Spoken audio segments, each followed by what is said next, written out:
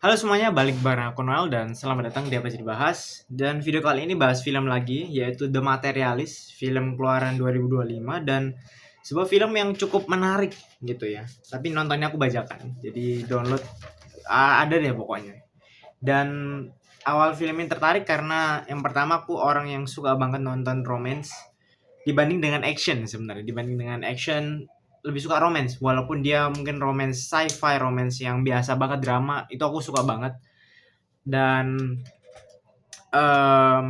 terus juga selain dari romance itu pemerannya juga top tier banget, 3 orang top tier gitu ya. Chris Evans udah tahu main Captain America, kemudian ada Pedro Pascal, dia banyak filmnya yang terkenal, cuman aku tahu filmnya Pedro Pascal tuh dari Fantastic Four yang kemarin The First Step gitu ya. Dan terakhir Dakota Johnson, seorang pemeran perempuan yang naik karena Fifty Shades of Grey, dan terakhir juga aku nonton itu di Madam Web. Cuman dia itu filmnya agak jelek dan aku udah lupa film itu kayak gimana karena 2024 itu aku nonton. Dan bacakan juga. Dan film ini romansnya itu premisnya menarik kayak gitu ya. Nggak cuman dari pemeran yang juga top, tapi dari 3 pemeran ini premisnya itu tokoh utamanya senternya itu Dakota Johnson. Dia adalah seorang pencari jodoh yang berhasil menjodohkan 9 pasangan, jadi untuk sampai menikah. Tetapi dia kesulitan untuk menemukan pasangan yang pas untuk dirinya. Kemudian hadirlah dua pria, yaitu Chris Evans dan si Pedro Pascal. Chris Evans ini adalah orang yang sebenarnya mantannya dia gitu, tapi di timelinenya itu pada saat itu Chris Evans ini mereka udah pisah gitu, tapi tetap berteman baik.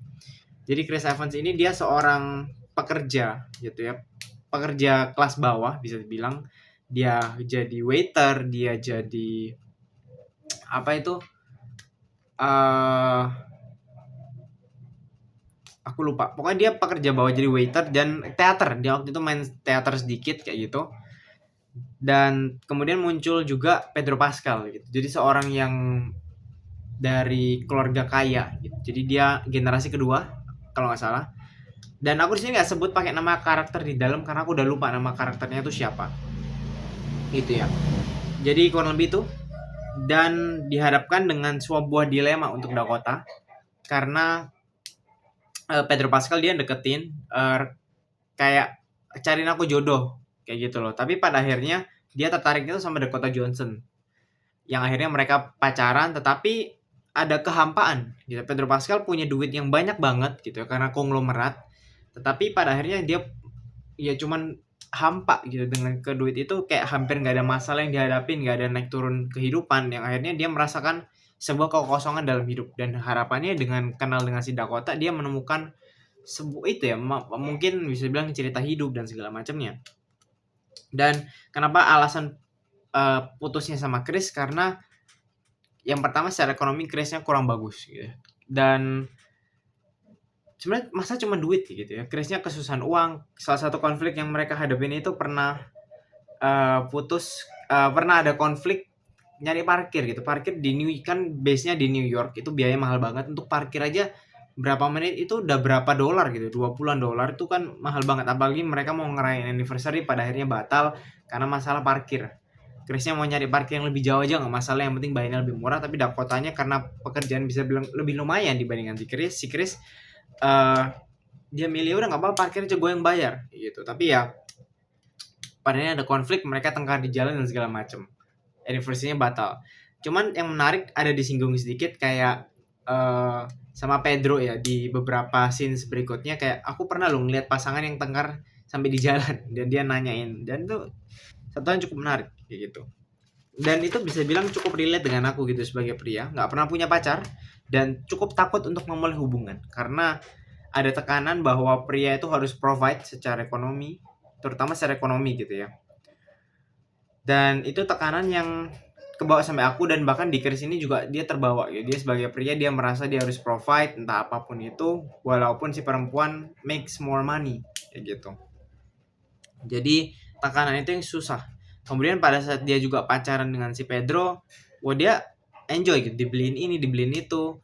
Tinggal kan kalau di luar itu living together itu normal gitu ya, dan dia tinggal di apartemennya si Pedro itu gede banget, tapi luas, apartemen itu luas, mungkin bisa bilang kondominium. tapi kosong, luas tapi kosong gitu. Jadi kayak sebuah hal yang bisa bilang relate ya dengan banyak orang gitu. Karena mereka punya segalanya dan tidak punya segalanya di waktu yang bersamaan. Punya segalanya tetapi tidak memiliki makna, tidak memiliki arti atas apa yang mereka punya. Kayak gitu. Dan Dakota sebagai seorang penjodoh, dia itu menilai orang yang datang ke dia, perempuan mau laki-laki, itu dilihat tingginya berapa, ekonomi atau mereka setahun itu menghasilkan duit seberapa banyak dan fisik mereka tuh gimana. Dan dia nilai dan akhirnya ngasih skor. Oh, orang ini nilainya 8. Orang ini nilainya 10, 9. Dan si Pedro itu awalnya kan datang. Dan dia tuh nilai si Pedro mungkin 10 dan nyebutnya tuh unicorn. Jadi unicorn tuh kayak bisa bilang jarum ditumpukan jerami kayak gitu, atau diamond di antara banyak tai kayak gitu. Jadi kayak bisa bilang orang yang jarang banget ada dan nilainya sangat-sangat tinggi. Makanya disebutnya unicorn. Kayak berharga-harganya tuh kayak tinggi banget dah pokoknya. Dan apa ya, karena si Dakota ini menilai seseorang dari itu, akhirnya perempuan, pria yang datang ke dia ya dia jodohkan berdasarkan nilai angka yang dia pikir itu sama. Jadi secara fisik, secara tampang fisik ya, secara duit, penghasilan, pekerjaan juga. Jadi dia menjodohkan orang berdasarkan itu. Kayak mau cari orang yang kayak gini, kayak gitu, ya udah dia cariin. Tapi ada satu masalah yang dialamin ketika pasangan yang mereka jodohkan. Itu si laki itu physical abuse ke si perempuan. Si perempuannya menyalahkan si Dakota gitu. Tapi pada akhirnya si perempuan itu in the end mereka jadi temenan lah. Jadi ada, kalian bisa tonton sendiri konfliknya gimana kok akhirnya mereka bisa berteman. Ini satu hal yang cukup menarik, sangat-sangat menarik sesuai dengan judulnya, materialis. Dakota menilai orang dari materi, dan nggak bisa dipungkiri di kehidupan sekarang pun semua itu butuh uang gitu kan. Orang bilang uang itu memang nggak penting, tapi semuanya butuh uang. Jadi akhirnya ya seseorang, aku sendiri pun melihat diriku juga secara tidak langsung sebagai materi. Aku nggak bisa provide, kalau aku punya pacar tuh nggak bisa provide. Pekerjaan sendiri aja cukup untuk aku dia membiayain hidupku sendiri, untuk aku entah foya-foya, entah aku jajan dan segala macam, yaitu duitnya untuk aku tabung dan segala macam gitu. Jadi kayak mau mikir nikah itu kayak buat aku udah terlalu jauh untuk digapai untuk sekarang gitu, karena aku juga punya masa depan yang tidak pasti, tidak punya penghasilan yang pasti juga. Jadi pada akhirnya ya takut gitu untuk kalau memulai hubungan, dari mana duitnya kayak gitu. Dan orang bilang kayak wah si perempuan tuh nggak masalah kok duitnya lebih tinggi, tapi gimana caranya si laki punya mental yang lebih dan tetap bisa memimpin kayak gitu. Tapi buat aku kayak itu susah tapi masih bisa diterima kayak gitu. Aku sendiri juga belum siap gitu jadi seorang suami yang baik, seorang pacar yang baik, karena aku juga masih 20, masih ada waktu yang cukup panjang buat aku untuk meningkatkan diri, meregulasi emosi dengan lebih baik, meningkatkan karir juga, mempersiapkan juga untuk kedepannya dan segala macam. Ini film yang bisa ditonton santai, popcorn movie yang bisa ditonton santai banget. Dan untuk pasangan juga, kalau yang nonton ini berpasangan, punya pasangan, aku rekomen juga untuk nonton bareng kayak gitu. Tidak banyak adegan, bahkan bisa bilang nggak ada adegan yang berhubungan badan tuh, seingatku nggak ada. Kalau kissing scenes tuh masih ada seingatku ya. Dan pada akhirnya tuh si Dakota tuh di tempat kerja dia kan penjodoh, tapi ada firmnya gitu, ada perusahaannya. Dia tuh mau dinaikin jadi kayak kepala cabangnya gitu di New York, tapi kalau nggak salah dia resign deh, antara resign atau nggak aku lupa.